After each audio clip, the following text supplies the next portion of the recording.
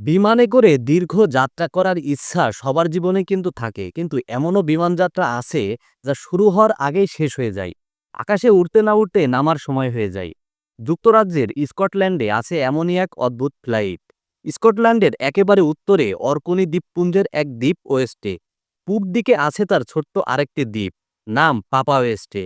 এই দ্বীপ দুটির মাঝে যোগাযোগের জন্য ১৯৬৭ সালে চালু হয় এয়ার সার্ভিস। লোগান এয়ার নামে একটি প্রতিষ্ঠান ফ্লাইট পরিচালনা করে আসছে সেখানে। দুই দ্বীপের দুই এয়ারপোর্টের মাঝে দূরত্ব পৌনে ৩ কিলোমিটার। বিমানে কত সময় লাগবে পাড়ি দিতে এতটুকু পথ? ভেবে দেখুন তো। সময় লাগে মাত্র ১.৫ মিনিট। এর মধ্যে বিমানটি আকাশে থাকে ১ মিনিটেরও কম সময়। গোটা বিশ্বে এটাই সবথেকে কম সময়ের শিডিউল ফ্লাইট। লোগান এয়ারের কথা মানেই স্টুয়ার্ট লিংলেটার, যিনি ১২,০০০ বার পাড়ি দিয়েছেন এক দ্বীপ থেকে আরেক দ্বীপ। মাত্র ৫৪ সেকেন্ডের ভিতরে ফ্লাইট শেষ করার রেকর্ডও আছে তার। ৮ জন যাত্রী ধারণের ক্ষমতা নিয়ে বিমান পরিচালনা করছে লোগান এয়ার। চোখের পলকে শেষ হওয়ায় ফ্লাইটের জন্য খরচ করতে হয় $১৮। রোববার বাদে সপ্তাহের বাকি ৬ দিনই ফ্লাইট চালু থাকে। ক্ষুদে হলেও প্রত্নতাত্ত্বিক নিদর্শনের জন্য গুরুত্ব আছে পাপা ওয়েস্টের।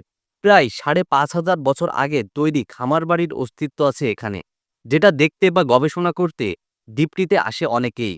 অবশ্য শুধু বিমানই পাপা ওয়েস্টে যাওয়ার একমাত্র মাধ্যম নয়, একটা ফেরি সার্ভিসও চালু আছে দুই দ্বীপের মাঝে। আর অর্কনি আইসল্যান্ড কর্তৃপক্ষ একটি ব্রিজ নির্মাণের সিদ্ধান্ত নিচ্ছে দুই দ্বীপের মাঝে। তাই মুহূর্তে শেষ হওয়া বিমানযাত্রাটির সময় কিন্তু দিন দিন কমে আসছে।